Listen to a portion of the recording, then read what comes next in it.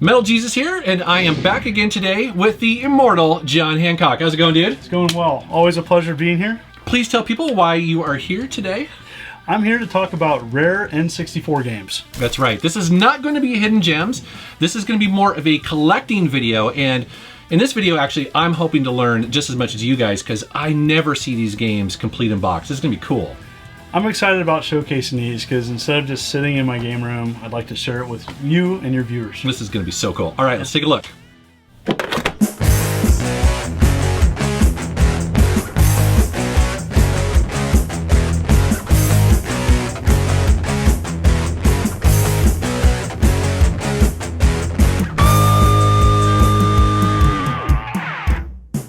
To begin with, I do want to reiterate that this is not necessarily a hidden gems video. We're not saying necessarily that you should go out and buy and play these games. No. Sometimes the rarity of a game has nothing to do whether it's good or not. Correct. Many of these games, some of these games that we're talking about today are terrible.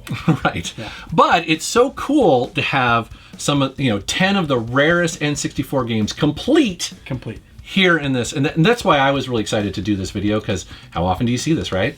Hardly ever.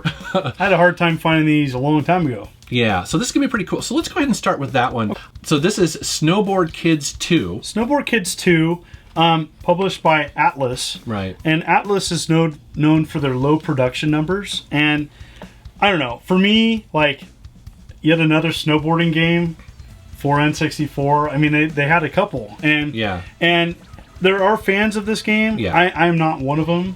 This game complete had several things to it. It had like a play card, had a warranty, had an instruction manual, and it is important to know that CIB is complete in box, and that's sometimes is used differently than that. Yeah, that's a really good point, is that sometimes people online will call something complete. I run into this with PC games. Yeah. Complete in box means, oh, there's a box and a manual in the game, and I'm thinking to myself, no.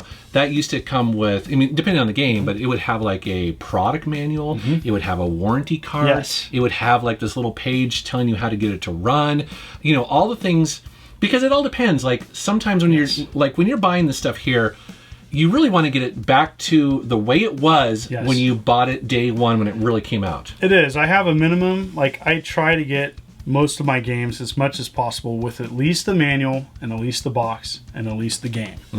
But I strive to get all the extras, and that is incredibly tough sometimes. Right. Yeah, definitely.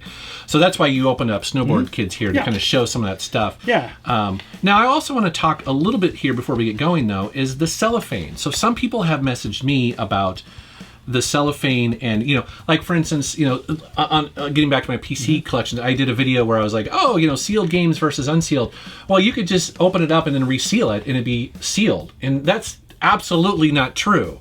That for collectors, sealed is unopened from the factory, right? And that is sometimes faked online. It is easy to fake N64 games, and the short answer is that sealed N64 games had multiple variations. And so there's the H-seam, there's an overlap seal, which I have on a couple of my games, and a couple of these are legit seals. But if you're not to the trained eye, it just looks like it's a shrink wrap reseal, but it's not. Yeah, and it depends on the different consoles and different games and stuff like that. So you have to really do your homework. Yes. If you see something that's new sealed, you definitely want to go out and do research and see if that's true, or if they just had simply like a machine in their basement.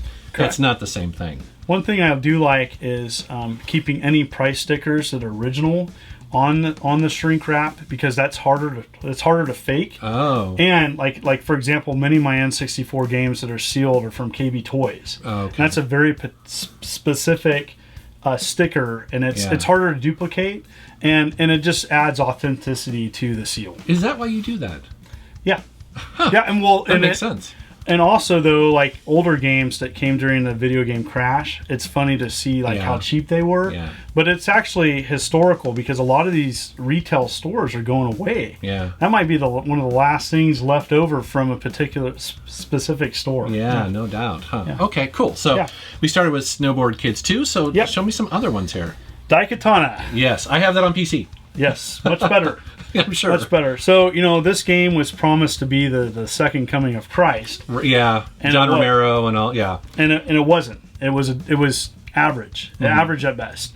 And, there was an N64 version of it, which was kind of surprising. Yeah. N64 actually had several PC ports at the time because, at the time it had pretty advanced 3D graphics, especially for a console. Two games that come to my mind is Revolt, which is a really fun racing game, and then also Forsaken, which is a 3D awesome game that came out on the PC, and it's on the N64. Yeah. It's awesome. Yeah, and so this primarily was found at rental stores. That's where I found my copy.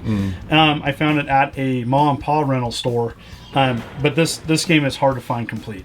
Okay. Yeah. Other rare and expensive games? Bomberman 64, The Second Attack.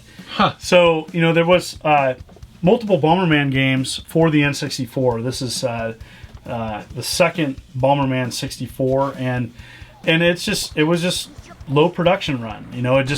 I don't know sales number wise, but it's a good game too, and it's up there for being pretty difficult to find.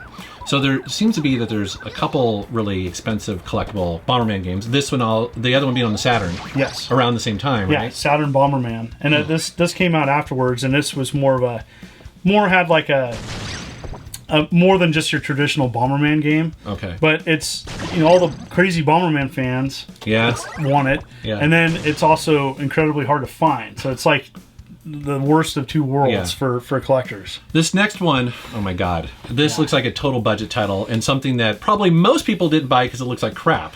Yeah, I mean, if you look at the cover, it's like Bowling. Fisher Price meets bowling. I mean, it's just to me, I would have passed this all the way up, if I saw this anywhere. But every system has these kind of games where it's maybe a third party. I don't know who made this. UFO, which I do believe they published a bunch of terrible Wii games. Oh. I do believe. I recognize the logo. Yeah, and so this game is just a low budget title that didn't really bring anything to the table. Nobody bought it. And then time passed, and like many other sports titles, was forgotten about. Oh, sure. And a bowling game. I mean, that's so interesting. Yeah. But if you're going for a complete in-box N64, you have to have it, right? Yeah. How long did it take you to get that? Did you get lucky, or? Well, when I completed my N64 collection about 2005. Oh. And so, and there's a story of me scoring a lot of my boxes in one spot. Right. And so, I had to search a while, multiple months, to find a complete copy 10 years ago. Yeah. Okay. So it's pretty hard to get. Huh. Yeah. Okay. This next one, though, a lot of people are looking for. I don't even have the cartridge for this one yet. Yeah, so I scored this sealed copy from Conker's Bad Fur Day. Conker's Bad Fur Day, yes. And, a great game, an M-rated title. So it's a mature... I was wondering what that was on the front there. Yeah. So it's an advisory. Yeah, so here's the thing. So Rare, which made several awesome games for the N64, a lot of kid-friendly games, decided to make this for the N64, and it was M-rated. It had a lot of adult humor in it. Yeah. It's funny. I'm really happy to announce that this game is available on the Xbox One in a compilation that doesn't cost this. That's right. Now, yours is, did you mention that it's sealed? New. It's sealed. This is beautiful, by the way. It's and I'm going to tell on you, you didn't remember that, because when I was like, hey, we should do this video, and then he's like, oh my god, like my Conker's is sealed. Yeah. No, why didn't you know that? I'm just kind of curious. So a lot of times I have a local store that helps me out quite a bit, and it's my good friend Corey, Classics and Oddities, and sometimes he'll kick down something if it doesn't sell, if he hasn't multiple years. And I had an open, really nice copy of Conker's Bad Fur Day, and he essentially traded it straight across. Oh, because is that because it'd be easier to sell? It's easier to sometimes sell. Because, yeah. And I gladly accepted, and it's like, thank you. So that's how I got that. Networking. I do believe I got this from Corey, and we've done so many trades. It's sometimes hard to keep in mind how many we've done. All right, Worms Armageddon. Well, it's Worms, and it's Worms. If you're not familiar with the franchise, it's great multiplayer fun. It's very similar to Lemmings. Yes. But just with like weapons and stuff. Yeah, this is a lot of fun. This is a great version of it. There's other versions I think that are better. But again, this came out Not super late in the life cycle of the N64. I do believe 99. But again, it's a little bit harder to find. I don't know why. But I just know that, and this is again an H-seam sealed. This is my other seal, one of my other sealed games. H-seam means the seam is down in a straight line. I see. And so I don't know, like in particular, why this game is super rare, other than the fact that it's probably low production numbers. But sure. It's hard to find. It's not as hard to find as some of the others, but it's still valuable. Yeah. Mm-hmm. Huh. Oh, oof. Yeah. Oh, man. So you mentioned games that are not fun to play. Is this one of those? Yes, and I've played this. So it is. So it's Transformers Beast Wars. Transformers Beast Wars Transmetals. So and look at that. Blockbuster exclusive. Okay. And I do believe there's a box variation that doesn't have that on there because I think it was sold outside of Blockbuster, but this is the version I have. It has the Blockbuster sticker on the back of the box, which I kept on it because they're gone. Yeah, sure. Which then also adds authenticity to this box. Right. People that want to always take off their stickers. Me. To me, like as a historian, I like to keep them on just to show that this is where this game came from. This is it's history. So yeah, that makes sense. And it may not be worth as much, but that's really not my focus anyway. Yeah, and to be clear, you're not planning on selling these anytime soon. You're all about preservation. Yes. And so this is a terrible fighting game. Controls bad, graphics are bad. It's bad. Now, I'm not a fan of Beast Wars, so I grew up, Gen 1 Transformers, like not this animal stuff. And I know there's some fans of Beast Wars, and I'm sure you're going to hear it in the comments. You want the cars, you want the fighter jets. Oh my gosh, he doesn't like Beast Wars. No, I just prefer the original run of it. Yeah. And that's that. But this game's bad. This game is really bad. So, yes.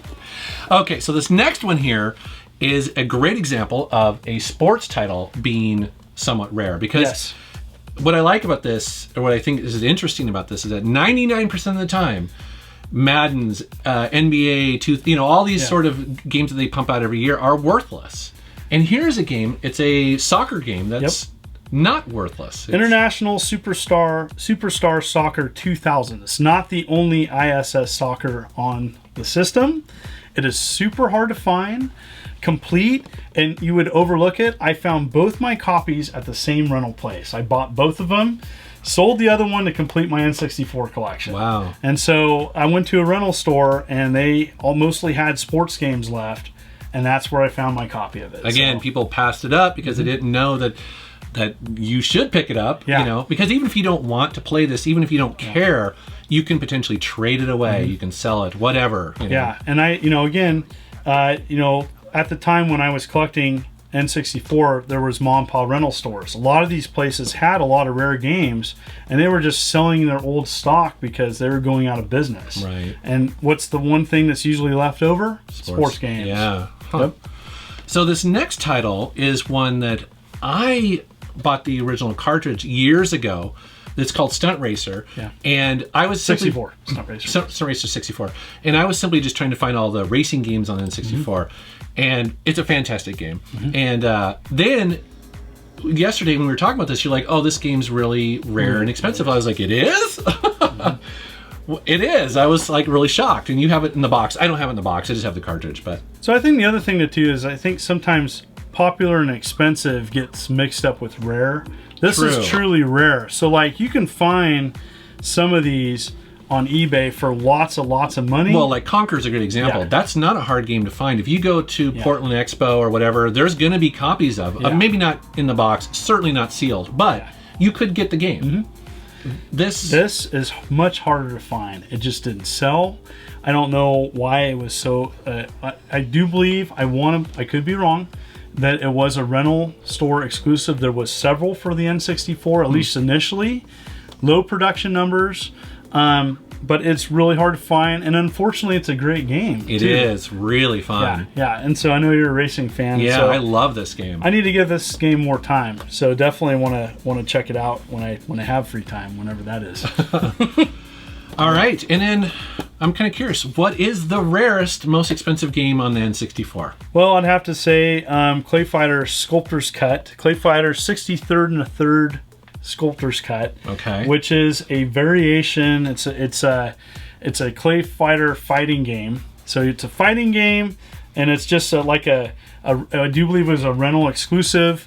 It added new characters, new moves, and additional things. So it's like a remix or director's cut. Yeah, it's of a a video special game. edition right here. Okay. And so this game was at rental stores, which means a lot of the manuals and boxes were trash. I see. And so the sad truth is, I've came across this game in my early collecting days probably 5 to 10 times. Right. And I sold them for like $50.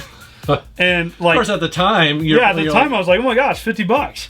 But now this game loose is hundreds of dollars. Yeah. And the manual alone is hundreds of dollars. And Wow. in complete in box. In my box, honestly, it's not in perfect shape. But even in this shape, it's worth a lot. And I don't know how much, but I've been offered privately a lot of money for it. Yeah, sure. So, yeah. Because again, people trying to complete their collection. Yeah. That's the unicorn, right? That's the last one that. Yeah, they that's might the one need. that gets all the popularity. But I think Stunt Racer is much harder to find. Huh. But ClayFighter is just it gets the popularity of being the hardest to get, and and people are willing to pay for it. Wow, that's interesting. Yeah. Dude, this is so cool, so interesting. It was pretty funny. I have to tell on him that John lives about 2 hours south of here, and so I was like, hey, let's do this video on your rare N64 games. And at first, I could hear the hesitation in your voice, and then he was like, "Well, I'm going to be really nervous driving up here." Yeah, I kept thinking like worst case scenario, an accident, and like not worrying about getting injured. Yeah. It was worrying about having to replace all this like stuff I would probably never get again. Well, it's to all of our benefit. That's right. For the love. That's right. I mean, I love this sort of stuff. I think it's really fascinating. I learned some as well, and plus, again, I've always mentioned this. I like to know what I need to be on the lookout for when I'm out there garage sailing or in pawn shops or wherever, because I would have never known. And especially against Stunt Racer 64, I'm like, holy crap! I might have to actually make sure my cartridge is clean. Yeah, and I think that's also important to know. You want to save hundreds of dollars? Go loose cart. Yeah, that's what I do. Yeah, I have very few complete. Go N64 loose games. cart and shave off hundreds of dollars, especially on these. The other thing that's important to know about, especially some of the rental store exclusive games, finding a clean copy that doesn't have sticker damage on the carts is incredibly tough to find. Now, the nice thing about N64 games with reproductions is having that sticker on there is like authenticates that it's a legit cart. I see. When you're buying online and people may be trying to pull a fast one, or maybe just not putting all the information, this is proof. Yeah, it's proof. Yeah. And that's why it might be for people that are worried about that, go for the one that's a little beat up or has stickers on it because that's more legit. Interesting.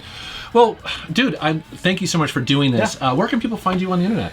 You can just search the Immortal John Hancock. That's right. He's got his own YouTube channel, That's right. and he posts twice a week. Yep, once on Thursdays and once on Sundays. Very interesting. So if you want to see more of this type of collection, definitely go to his channel. Be a subscriber. I am as well. So, and guys, we'd love to know down in the comments what you thought about this video, covering things that are maybe a little bit more rare. And I don't know, I was pretty excited to do it, so I think you guys might like it as well. As always, I want to thank you for watching my channel. Thank you for subscribing, and take care. If you guys enjoyed this video, I also did a full buying guide for the N64 with Kinsey. So I will link to that in the upper right. You definitely want to check that out. Also, if you are a collector for the N64, her and I did a series of hidden gems videos. If you're looking to go a little bit deeper into the catalog and find those games that not everybody is talking about but are a lot of fun. Also, you're going to want to be subscribed because I release 2 new videos every single week. Thanks for watching.